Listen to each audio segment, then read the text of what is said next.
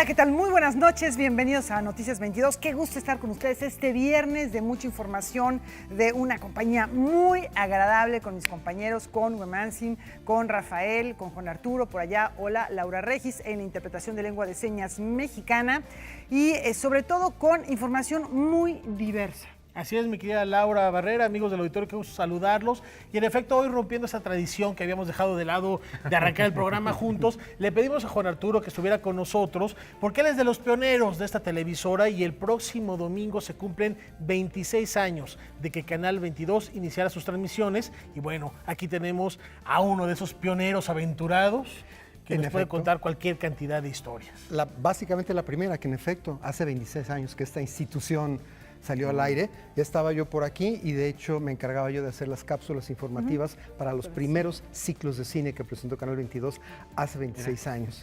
Una tradición que se mantiene viva, renovada y con grandes propuestas. Y bueno, ¿qué me dicen? Laura y Weman, también Weman de, no, 26? No, yo un poquito menos, un poquito menos, pero sí casi igual que Juan Arturo. No lo aparento, pero casi igual que Juan Arturo. Gracias, hermano, gracias. Gracias. Son contemporáneos, pero cuando te corren sin aceite así pasa. Laura, tus experiencias, Canal 22. Efectivamente, bueno, también ya es un buen rato. Ya son a lo largo, he estado aquí a lo largo de unos 18 años en los cuales pues, me he dado cuenta de una transformación muy interesante, de una evolución de este canal con distintas etapas, muy diferentes cada una de ellas, pero con aportaciones fantásticas. Y sí hay mucha gente que se ha ido quedando, Sí. del área del staff también, los compañeros técnicos. Así que bueno, pertenecer a una institución así es un privilegio. Yo de haber tenido 2 años más o menos. ¿Tú nos veías? A los 2 años. No, pero queremos aprovechar y felicitar de verdad a todo este gran equipo. Es un honor pertenecer a esta institución y celebramos juntos con ustedes, sobre todo porque es por ustedes que están de aquel lado de sus pantallas, que hacemos este ejercicio, este esfuerzo y nuestro compromiso siempre de ser los mejores por todos ustedes. 26 años de Canal 22. Muchas felicidades y muchas gracias por su sintonía. Efectivamente. Y bueno, con esto comenzamos y dedicamos el programa justamente a este aniversario, dado que Noticias 22 ha estado permanentemente en la programación de Canal 22 desde el inicio de esta televisora. Y ya decía Juan Arturo, uno de los primeros programas y algo que también se ha encargado Canal 22 es de difundir la cinematografía. Y resulta que del 28 de junio al 15 de julio, la Cineteca Nacional celebra su 39º Foro Internacional de Cine. Salvaje es la historia de un joven que se enfrenta a la soledad y al mundo de la prostitución masculina. Este largometraje del director francés Camille Vidal-Naquet forma parte de una selección de 14 películas que integran el Foro Internacional que organiza la Cineteca Nacional en su edición número 39 y que se llevará a cabo del 28 de junio al 15 de julio. Entre, digamos, los cineastas más ya reconocidos, pues la obra más reciente del ya muy veterano Freddy Wiseman, Monrovia, Indiana, su película, su documental más reciente. Tenemos también del Masacre del director japonés Shinya Tsukamoto, un cineasta bastante conocido en México. Tenemos Tarde para morir joven, de la cineasta chilena Dominga Sotomayor. Regalo de Navidad, de bienvenida a la comunidad, con mucho cariño para ti y tu familia. Películas que tienen un lenguaje más radical de alguna manera, un lenguaje, si se quiere, más de vanguardia. El foro siempre ha tenido, a diferencia de la Muestra Internacional de Cine, características más experimentales. La ópera prima, La caótica vida de Nada Cádiz, de la mexicana Marta Hernáiz, se estrenará en la Ciudad de México y será la encargada de inaugurar este foro. La película habla sobre todo de la esperanza, ¿no? Ante todo estas situaciones que la vida nos pone. De hecho, Nada, que es el nombre del personaje principal, en bosnio significa esperanza. Yo creo que lo universal es hablar más sobre esta relación entre madre e hija, ¿no? Que puede suceder en Bosnia, en México o en China, ¿no? Para mí es súper importante porque es este tipo de cine pues da nuevas ideas, nuevas propuestas, que pues estamos acostumbrados a ver cine, por ejemplo, hollywoodense o de Estados Unidos, que al final siempre proponen lo mismo, y México es un lugar donde estamos muy hacia eso, en lugar de promover cine nacional o de nuevas propuestas, y creo que es muy importante que existan estos espacios donde se pueda hablar de una manera diferente. La programación de esta muestra puede consultarse en la página que aparece en su pantalla. Noticias 22, Karen Rivera.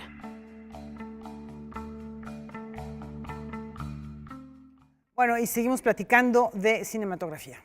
Así es. En este momento nuestro compañero Julio López está con Gael García porque se encuentra en nuestro país promoviendo su más reciente largometraje. Chicuarotes, en la segunda película que filma y con gran éxito en Cannes, y aquí seguramente va a despertar la polémica. Julio, ¿por qué? ¿Cómo estás?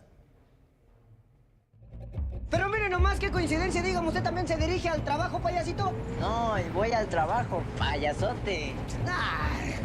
¿Qué tal, amigos de Noticias 22? Pues hoy nos encontramos con Gael García. Viene directamente de China, estuvo en el Festival de Shanghai y ahora está aquí en la Ciudad de México dando promoción a su segundo largometraje como director, Los Chicuarotes. ¿Cómo te encuentras, Gael? Bien, muy bien, muy contento, te digo cansado, pero muy contento, bien orgulloso de la película y de todos los que colaboraron en ella. Ha sido un camino corto para esta película, es decir, estuvo hace muy poquito en el Festival Internacional de Cine de Cannes y pues ya está nada de que se estrene, que tenga el contacto con el público, ¿no? Digamos, ese camino por festivales que a veces se acostumbra con este tipo de películas fue más pequeño. Pues no tanto más pequeño, más bien fue todo con un sentido para aprovechar los festivales, justamente. O sea, que el festival sea la catapulta para la película en un lanzamiento acá. Y eso es lo que, más bien lo contrario, sería lo equivocado. O sea, de esas películas que se estrenan en tal festival y un año después se estrenan en las salas, ¿no? Que es lo que a veces pasa y eso se desaprovecha mucho momentum. La película va a seguir en varios festivales alrededor del mundo, por suerte, y se va a estrenar en otras partes del mundo también, cosa que también me tiene muy orgulloso y contento porque hoy en día es muy difícil que las películas se estrenen en las salas. ¿Sabe cuál es el santo del final? No, ¿cuál? Pues el san se acabó. Y siempre las opiniones pueden ser encontradas. Es decir, esta película se desarrolla, empieza en la Ciudad de México y luego se va un poco hacia la periferia, a Xochimilco. Se desarrolla poquito después del 2017, todavía se ven los estragos del terremoto que justamente sacudió zonas como la de San Gregorio, que es donde también pues ahí están los personajes. Hay un tema central dentro de esta historia que podría ser a lo mejor de los más llamativos, ¿no? O los que podrían generar cierta polémica, que es un poco esta cuestión de la criminalización de la pobreza, de alguna manera. Estos dos personajes que ante la imposibilidad de ver un futuro de alguna manera, pues deciden delinquir. Me gustaría que nos contaras un poquito acerca de esto. No, esa creo que es más bien la narrativa que ellos aprovechan para hacer las cosas que hacen, porque en realidad no son pobres. O sea, no son pobres, eso es lo que queríamos así hacer énfasis en la película también. San Gregorio no es un pueblo pobre, en lo absoluto.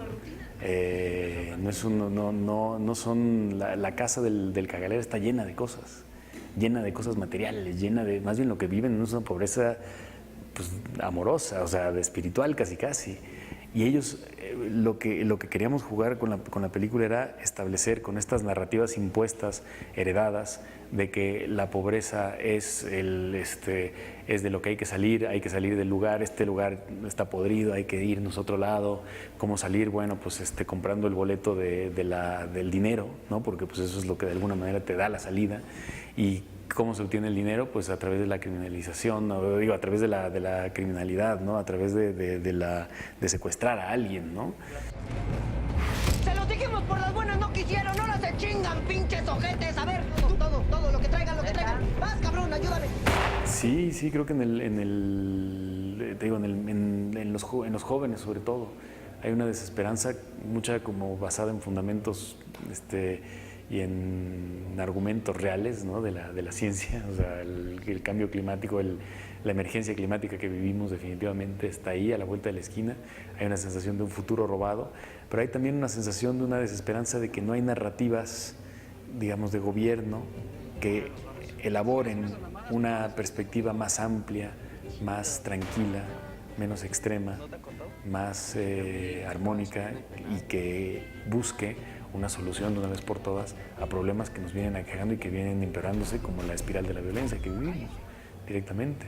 Entonces, para eso existe la cultura, justamente, para poder hablar de estas cosas, ¿no? O sea, estos temas no los puede hablar la política, no los puede hablar una mesa, un panel de discusión.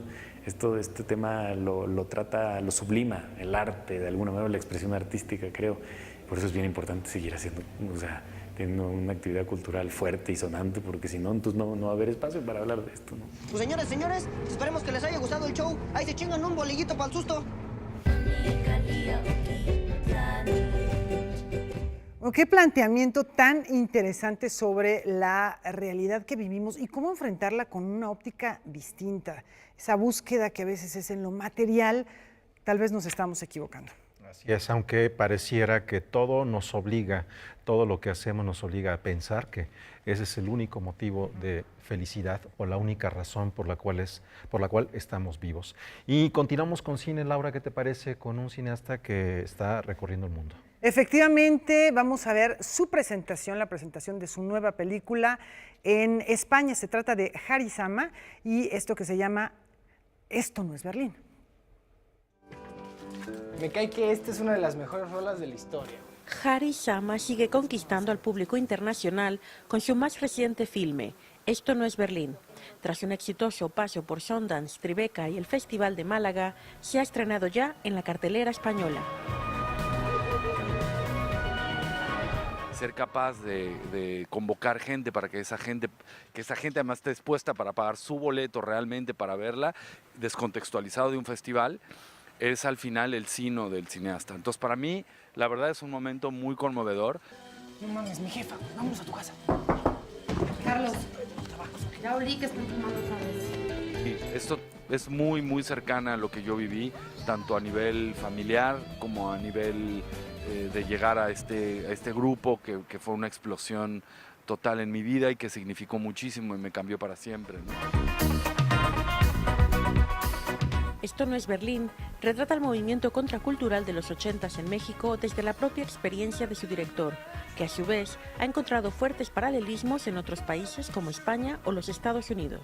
Sí fue un movimiento muy under, que fue el equivalente a la movida española o la movida madrileña, y fue muy pequeño, tuvo que suceder en la casi absoluta clandestinidad, por eso, porque no había espacios, los jóvenes no tenían donde exponer su trabajo, los artistas fueron encontrando una manera de apoderarse de lugares clandestinos para poder pues hacer su trabajo, ¿no? Y poco a poco fuimos recuperando la calle. Hay que recordar que los 80s son una época que, digamos, que asumía que las vanguardias no tenían ya mucho sentido, ¿no? Y entonces esa era su vanguardia, era el nihilismo, ¿no? Era la época del posmodernismo puro y como que no había una visión de vamos a cambiar el mundo, sino era más bien la visión de vamos a reventar, pero reventar era un acto político, ¿no? Y vestirse era un acto político y jugar con la creatividad era en sí mismo un acto de ruptura y un acto de búsqueda de identidad propia, ¿no? Esto no es Berlín se estrenará en México en el Festival de Morelia y en los Estados Unidos estará arropada por Samuel Goldwyn. Para Canal 22, desde Madrid, España, Francina Islas, corresponsal. Gran camino el que ha ido construyendo Jari Sama con sus películas y le deseamos el mejor de los éxitos con esta gira. Esto no es Berlín. Y más de medio siglo de labor cinematográfica que nos legó Ismael Rodríguez encuentra ecos ahora en una publicación. El crítico e investigador del cine Rafael Aviña ha dedicado su vida y obra a narrar la historia del cine mexicano y a redescubrir sus distintas caras. En su más reciente libro, un cineasta llamado Ismael Rodríguez, editado por la Cineteca Nacional, relata la vida de uno de los directores más importantes de la época de oro del cine mexicano. Suave. Ya me hicieron hacer una tarugada. Ahora me lo dicen. Este trabajo, pues bueno, fue una investigación, pues yo creo que más de 2 años aproximadamente. Todo este proceso de revisar las películas, de estar en las hemerotecas, de hablar con algunas personas que lo conocieron. Además, encontrar tantas cosas tan extrañas y tan diferentes y tan originales en el cine de Ismael, pensando que Ismael es un director muy poco valorado, y me parece tan importante como el Indio Fernández, como Buñuel, como Gabaldón, como Galindo, como Martínez Solares.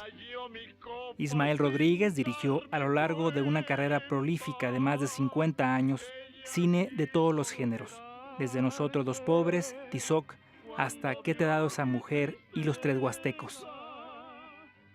Realmente es una obra muy importante la que hizo, y no solamente eso, con estas grandes figuras como fue Pedro Infante o Jorge Negrete o María Félix, que Ismael reunió a María con Pedro en Tizoc, sino que más él hizo una serie de películas muy raras, fuera de lo común, poco conocidas, que a la distancia son realmente películas excepcionales y sobre todo muy originales, ¿no?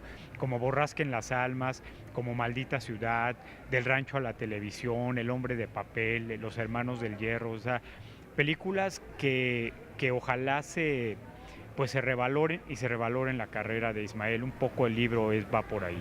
Un hombre adelantado a su época, de acuerdo a Aviña, un loco creativo. Ismael Rodríguez fue tan adelantado a su tiempo y tan genial que algo que hizo él es el primero que hace tráilers cinematográficos que no existían, y además es el primero que hace un detrás de cámaras cuando los detrás de cámaras se pusieron de moda en los años 90. O sea, 50 años atrás, Ismael Rodríguez hizo un detrás de cámaras con Los Tres Huastecos. Tu nombre, que además son igualitos a ti. Él inventó las trilogías y las continuaciones. O sea, él se burlaba y decía, es que ahora está de moda el Rocky 1, Rocky 2, y Tiburón 1, y Tiburón 2, y Tiburón 3, y Rocky 3.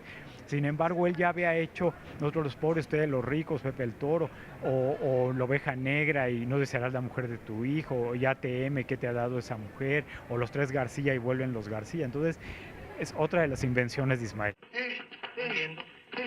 Este sí es Pedro. Hola, Perico. ¿Cómo Perico? ¿Qué tengo trazas de eso?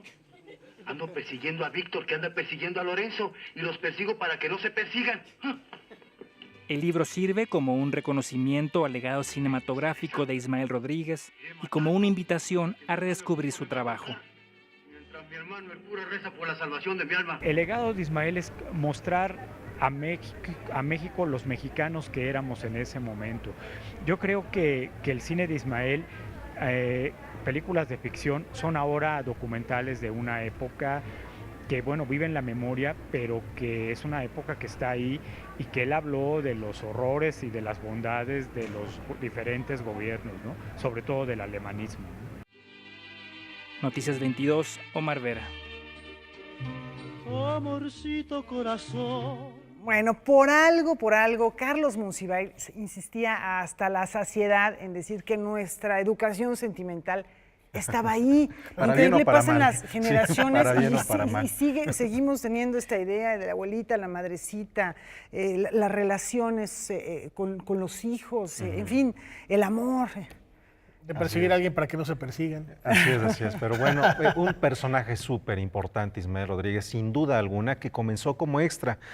Lamentablemente, su participación en una película muda como extra fue editada. Él era de los que estaba pasando en esos 5 segundos previos antes de que la máquina permitiera la continuidad de las imágenes, y cambió absolutamente su trabajo después de participar como extra, sus hermanos creando el cine sonoro en México, y de ahí en convertirse el personaje que ha dado memoria emocional, memoria sentimental.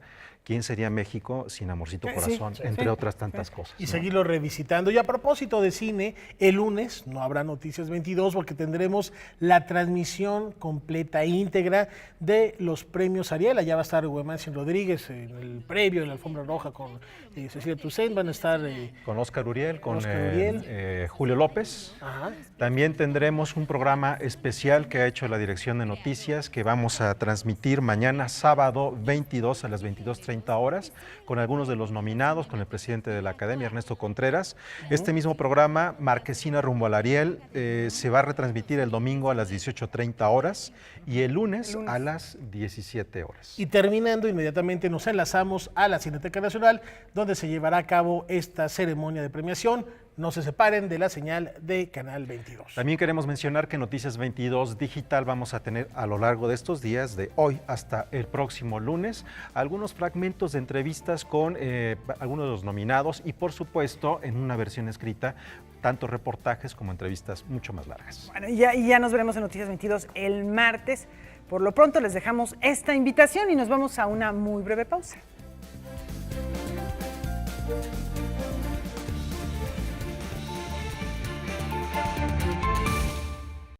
¿Estaremos hechos más de aquello que olvidamos que de lo que recordamos?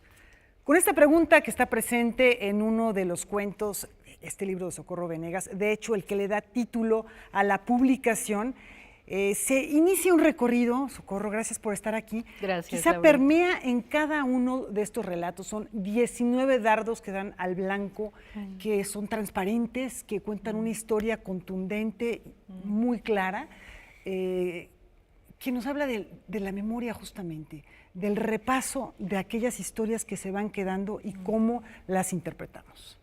Sí, es un libro que está apostando por la exploración de la memoria, la reconstrucción también de la memoria y que plantea varias preguntas. Esa que tú decías que me parece esencial, porque en algún punto todos podemos elegir cómo mirar atrás, cómo reconstruimos las personas que hemos sido y que hemos dejado de ser debido a distintas pérdidas, ¿no? Es un libro que está atravesado por historias donde los personajes han sufrido distintas pérdidas, hay duelos, hay muerte, hay enfermedad, pero aunque son temas terribles y que nos confrontan con la soledad, con la ausencia, lo que a mí me gustaba pensar cuando estaba escribiendo estas historias es cómo en los espacios más inesperados podía también encontrarse la belleza.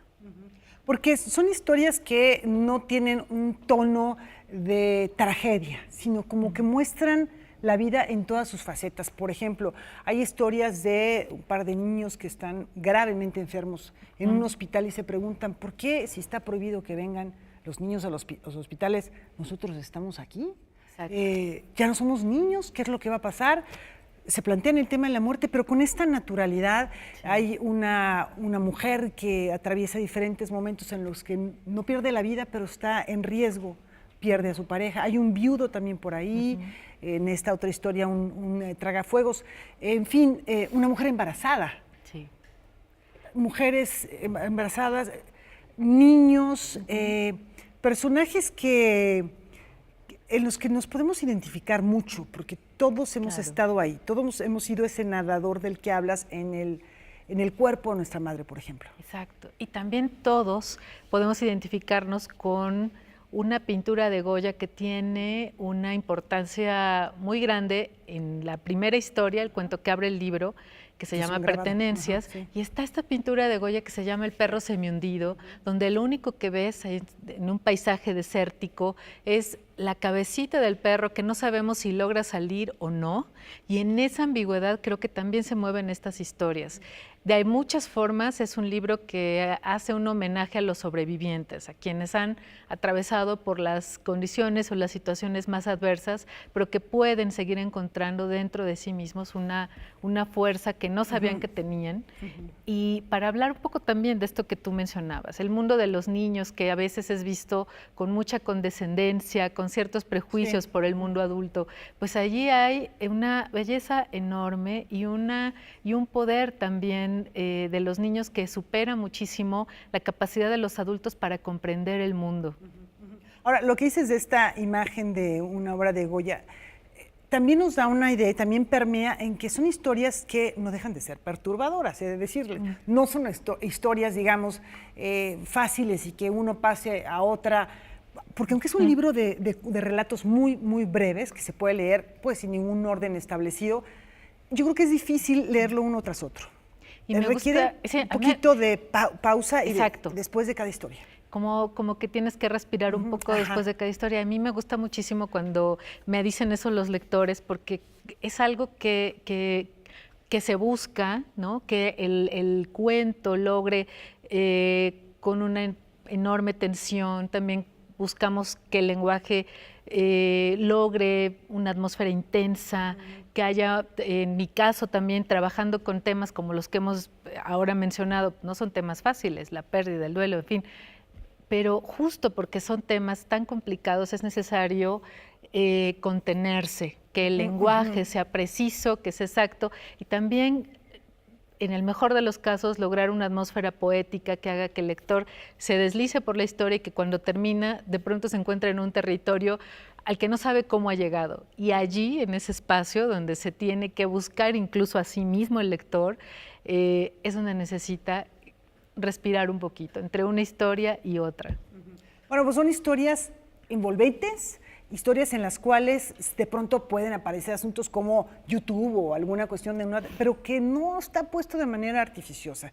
De verdad, muy recomendable desde mi punto de vista para los jóvenes, porque el lenguaje es transparente, es perturbador y habla de asuntos que nos tocan a todos.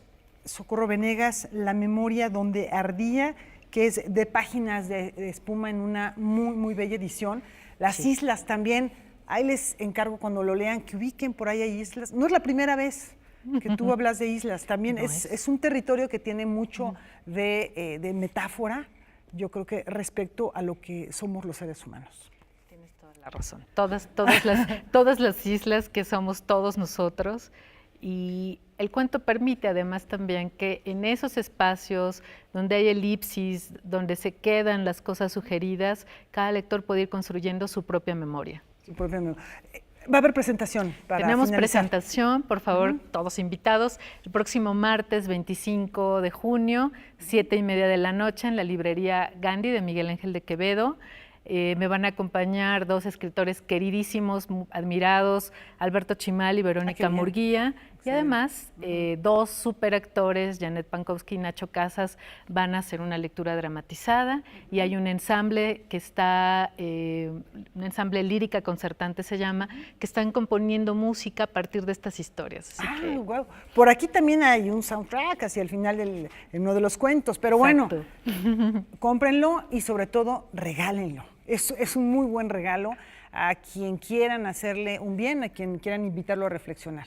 Muchísimas gracias por la invitación y bueno, pues sí, ¿qué más podemos decir? Invitar a que lean el libro, invitar a que lo compartan y a que ardan todos en esta memoria. Muchísimas gracias, Socorro. Nos vamos a la pausa y le recordamos que al terminar este espacio comienza Debate 22 con Álvaro Cueva, quien habla sobre medios y discapacidad con Bárbara Anderson y Fernando Landeros. No se lo pierdan, se ponen buenos estos debates sobre medios de comunicación, sobre estos espacios donde todos tenemos algo que opinar, algo que discutir. Vamos al corte muy, muy breve.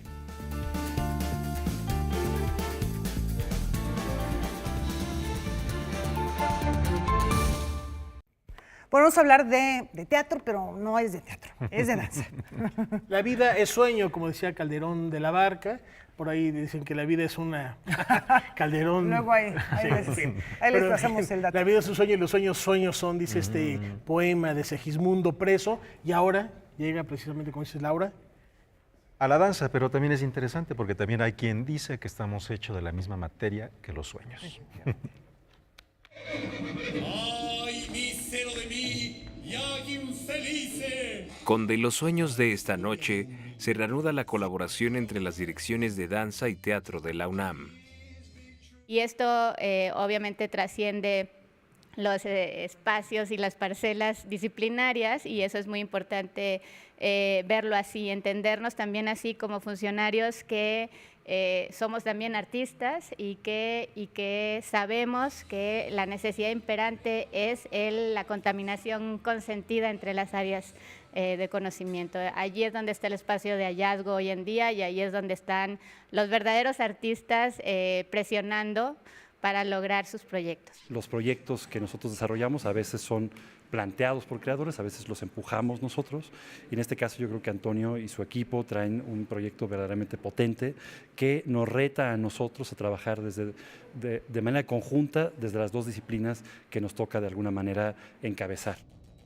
A partir del clásico de Calderón de la Barca, La vida es sueño, Antonio Salinas, actor y bailarín, crea un espectáculo unipersonal multidisciplinario que se presentará en dos de los más importantes recintos de teatro y danza de la ciudad. Hicimos una traducción contemporánea y decidimos colocar toda la complejidad de Segismundo en Pedro. Pedro es un señor que limpia en un museo de un observatorio astronómico nacional. Es colocar a un personaje donde se hacen preguntas científicas sobre los astros frente al designio de los horóscopos. El manejo de elementos y la significación de estos llevarán a descubrir junto a Pedro que los sueños y la realidad comparten un sitio muy cercano en cada uno de nosotros. El proyecto de la obra de Antonio Salinas se presenta el estreno en la Sala Miguel Covarrubias y termina temporada junto con el semestre el 30 de junio y a partir de allí el siguiente semestre pasa a la cancha de teatro. En el Teatro Juan Ruiz de Alarcón iniciará temporada la tercera semana de octubre y esperemos que después pueda tener mucha más vida en los diferentes teatros del país. Con información de Salvador Perches Galván, César H. Meléndez, Noticias 22. ¿Predominará el hombre sobre la predicción de las estrellas? Pues ahora resulta que por estar hablando por teléfono nos está saliendo un cuerno. Así es. De esto Es lo que platica dicen. Karen Rivera en su sección de ciencia.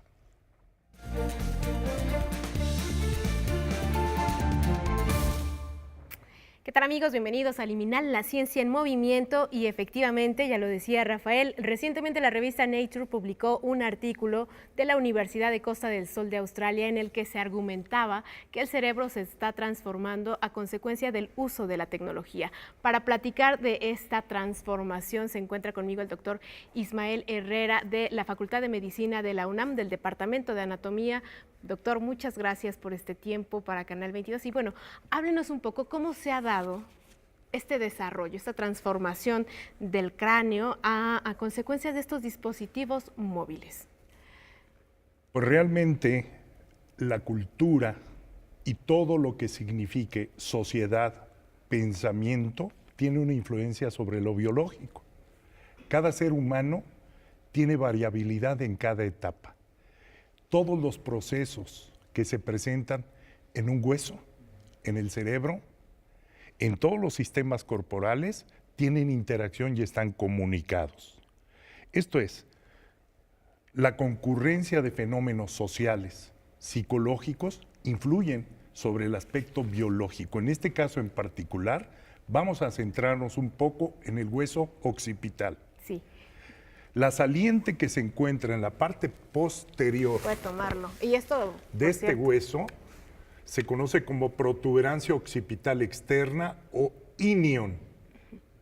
Llama la atención que todo hueso en cada etapa del desarrollo se está remodelando y modificando en su matriz mineral, en sus tejidos y como órgano y como saliente de un órgano. ¿Qué es lo que determina todos los sistemas? Incluye la parte esquelética, la parte nerviosa, el líquido que está dentro de la cavidad craneana, pero también la acción muscular y ligamentosa. La posición que se usa, por ejemplo, para tener muchas horas un instrumento, un celular, una tableta, una computadora, y no adoptamos la posición erguida, que es la posición anatómica normal y natural del cuerpo, esto va a provocar y va a ejercer respuestas articulares, musculares, ligamentosas, que van a influir sobre el crecimiento de este hueso. En relación con esto que me está comentando, doctor, si uno piensa que el cerebro, la cabeza en general pesa aproximadamente 1.400 entre 4,5 kilos, el tamaño de una sandía, cuando nosotros inclinamos la cabeza hacia adelante para utilizar un dispositivo móvil, estamos forzando el cuerpo, digamos, la postura correcta del cuerpo humano. Así es. ¿Qué fue lo que se descubrió específicamente en este estudio de Australia, doctor? ¿Qué sucedió? Mire, llama la atención el hecho de que la gente joven cada vez utiliza más estos instrumentos en la mano. La posición que ocupan es antigravitatoria. La respuesta compensadora de esta posición antigravitatoria tiene que ver con músculo, tiene que ver con ligamentos, con articulaciones. Y todos ellos están cambiando en su parte molecular, su parte celular, tisular, orgánica y los sistemas. Influyen sistema endocrino y toda la adaptación se va a presentar en etapas sobre todo críticas del desarrollo, como es la infancia, la juventud. Si se usa indiscriminadamente y mucho tiempo y en esta posición, el efecto sobre el crecimiento de esto es lo que están reportando como asociación de este estudio y estas posiciones antigravitatorias que se utilizan. Pero esto ha pasado a lo largo de la historia, también se han presentado en algunas situaciones, ejercicios, deportes, etcétera, y la modificación se va a estar presentando. Doctor. Pero en este caso, sí, puede provocar una excrescencia que va más allá, sobre todo en la juventud. ¿Cómo funciona este crecimiento? ¿Qué implica, cuáles son estas implicaciones de salud de las transformaciones fisiológicas? Sí, implica una transformación, renovación y remodelación del hueso. El hueso se forma a partir de cartílago, pero en la medida en que va cambiando su estructura molecular, con una expresión del genoma, la tasa metabólica se ve influida por fuerzas, por vectores, por acción. La mineralización, el desarrollo, las células, las hormonas van a tener interacción en provocar estos cambios adaptativos en relación a todas estas fuerzas. Todo lo que determine posiciones antigravitatorias van a repercutir en esa remodelación que muchas veces van a causar problemas por compresión de vasos, de nervios, dolor. Se van a presentar inflamación como consecuencia de un crecimiento que se presenta en un periodo muy corto y que está permitiendo que este desarrollo esté involucrando. Esto es en condiciones normales, pero también pueden ser factores concurrentes como problemas metabólicos, la diabetes, el sobrepeso infantil. Puede propiciar que esta neoformación o esta transformación ósea, más la posición antigravitatoria, puede agravar la circunstancia, esta condición patológica. Es muy importante prevenir y mantener posiciones adecuadas al utilizar estos instrumentos. Utilizarlos con tiempo regulado para evitar estos cambios que sean fisiológicos o estructurales y funcionales para que no se conviertan en condiciones que van a provocar enfermedad. Obviamente pueden ser concurrentes con alteraciones de otras enfermedades que pueden propiciar un desarrollo mayor y que este recambio se vea atrasado porque es resultado de un mensaje genético que se está expresando y todo lo que está ambiental, social, cultural es epigenético y se va adaptando el organismo en todos sus niveles biológicos y desde luego lo psicológico. Y hoy en México, por ejemplo, el uso de los celulares es prácticamente generalizado, particularmente en la gente joven. Y es cuanto más se presenta esta circunstancia, que es lo que están reportando estos autores en Australia, sin que necesariamente sea la única causa que provoca osteofitos, salientes o cuernos en el hueso occipital. Este cuerno, esta saliente, se puede presentar en cualquier parte del sistema esquelético, en cualquiera de los huesos, pero tiene que ser regulada con una función y con una posición lo más adecuada a la posición que normalmente va a tener, pues la posición fetal, el niño recién nacido, el lactante, el preescolar, el adolescente, pero cuando hay instrumentos que están modificando la acción o la fuerza de gravedad sobre todos estos sistemas, la remodelación resulta perjudicial en algunos casos cuando está comprometiendo estructuras ligamentosas, nerviosas o vasculares. Doctor, muchísimas gracias, se nos acabó el tiempo, es una pena, pero bueno, es importante hablar de estas transformaciones, de esta evolución del cuerpo de acuerdo con el contexto en el que habitamos los seres humanos, y también importante, si ya nos dimos cuenta que es real, que se está transformando, cuidar el uso desmedido, digamos, de la tecnología, un poco tener más, quizás, orden, ¿no? Al utilizar esta tecnología, creo que serían las mejores medidas preventivas para mantener claro. la salud. Pues muchísimas gracias, doctor, por este tiempo. Al contrario, ya Karen, platicaremos más adelante. Muy amable. Que esperemos que ya se habla de la extensión del codo, del dedo meñique, bueno, de muchas transformaciones que se han dado a consecuencia de este. Muchísimas gracias, doctor. Al contrario, gracias a ustedes. Hasta aquí la sección de ciencia. Vamos a una breve pausa, pero regresamos con más información. Ya está aquí Juan Arturo Brennan también.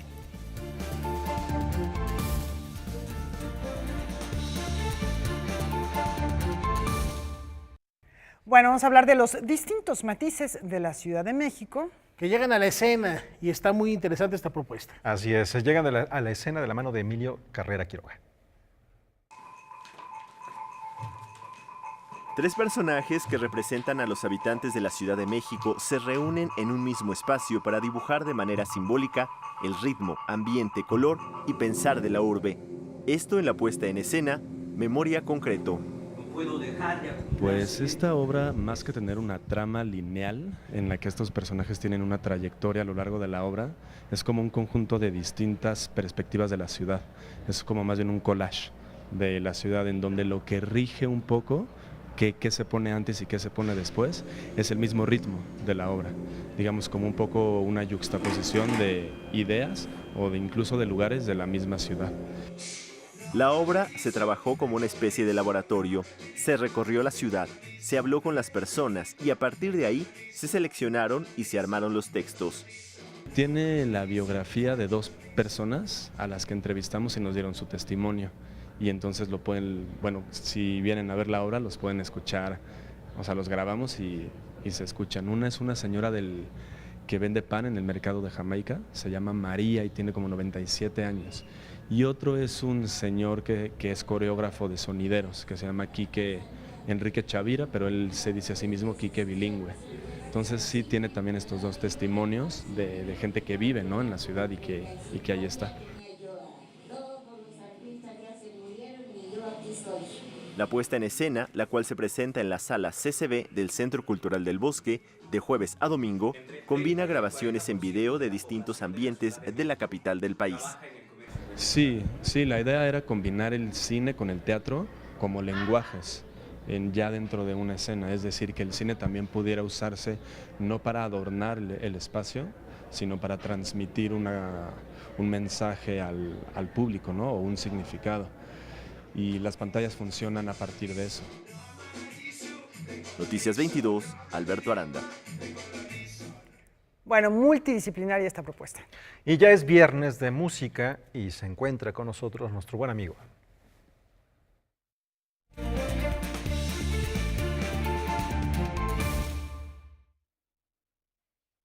Buenas noches, no sé si eres mi invitado hoy o yo soy su invitado. ¿Tú qué dices, Rafael? Mi estimado Juan Arturo Brennan. ¿Cómo estás? Es un placer siempre estar contigo como invitado o como representante legal, ¿verdad? Exacto, cómplice, sicario. Mi estimado amigo, porque si alguien sabe de música en este país, es el señor Juan Arturo Brennan, y nos trae hoy gratas recomendaciones para saber a dónde vamos a ir este fin de semana, arrancando por qué y con qué, Juan Arturo. Antes una reflexión rapidísima, Rafa, ¿no te ha ocurrido que de pronto dices el viernes, este fin de semana quiero un concierto, y ves las carteleras y sí, hay cosas, pero nada que te llame la atención, es decir, hay como una especie de carencia o pobreza. Este fin de semana por eso decidí que hiciéramos Rafa y yo una cartelera, hay varias cosas bien interesantes. Y hay horarios que empatan y que va a estar complejo. Exactamente, por eso tomen nota, papel y lápiz para que escojan porque en efecto se enciman. Lo primero es un muy breve recordatorio porque ya lo tuvimos aquí la semana pasada invitado a mi amigo Dwayne Cochran, que él es el coreógrafo y fundador de Accent y Danza Contemporánea, que se presenta mañana, sábado 22, a las 19 horas en el Palacio de Bellas Artes. Está la Orquesta de Cámara de Bellas Artes, dirigida por Jesús Luis Castillo, y su compañía de danza, la de Dwayne, presenta el espectáculo con la música en vivo, Nisi Dominus. Fíjate qué interesante el repertorio musical al cual Dwayne le hizo la coreografía. Primera mitad del siglo XVIII con la música de Antonio Vivaldi, el Nisi Dominus, este motete basado en el Salmo, y segunda mitad del siglo XX con Alfred Schnitt, que es su concierto grosso. Entonces, el contraste extremo de músicas va a ser muy interesante porque las dos músicas son la parte 1 y la parte 2 de la coreografía, así que no están disociadas. El preterroso a exactamente al ruso azotado. Al ruso azotado. Entonces, Nisi Dominus, mañana día 22, en el Palacio de Bellas Artes, en la sala principal, Orquesta de Cámara de Bellas Artes, Dwayne Cochran con su compañía Accent y Danza Contemporánea, en el espectáculo Nisi Dominus. No les doy más detalles porque aquí estuvo Dwayne y lo platicó. Y se pone todavía más exótica la situación. Literalmente exótica, algo que yo les recomendaría mucho, incluso a nuestros compañeros y amigos que nos rodean aquí en el estudio, es que también mañana, misma hora, pero aquí en el Blasga, en el Auditorio Blas Garindo del Centro Nacional de las Artes, se presenta el grupo Navaye Mer, que es un cuarteto de música tradicional persa, es decir, de Irán. Esto es particularmente recomendable porque es música que prácticamente nunca tenemos la oportunidad de escuchar en vivo, ¿sí? Es un cuarteto que viene con dos instrumentos de percusión, que son el setar y el dombak, un instrumento de la familia del salterio, de los que se tocan con cucharitas, cuerdas punteadas de tablero, pero con cucharitas, que es el santur, y el daf, que es un instrumento de cuerda punteada, pero digamos de caja y mango, y el que toca el daf además canta. ¿Sí? Entonces es una combinación harto interesante, es una muy interesante labor de promoción y divulgación internacional de la música tradicional de Persia. De donde se supone también está la cuna de la cultura contemporánea. Absolutamente, o sea, Mesopotamia, la antigua Persia, hoy Irán, y hay algo bien interesante en la ideología del director del conjunto, que es el que toca el daf, que dice que con el paso del tiempo él quiere armar una banda, así le llama, una banda con músicos de muchas etnias, de muchos lugares, de muchas épocas. Es decir, algo parecido a lo que ha estado haciendo Jordi Savall con sus proyectos multiétnicos, ¿sí? Y para darles una probadita y que se les antoje más todavía, tenemos por ahí un fragmento de audio y video del grupo Navaye Mer con música de Irán para que ustedes vayan calando y se les antoje venir mañana al Blas Galindo a las 7.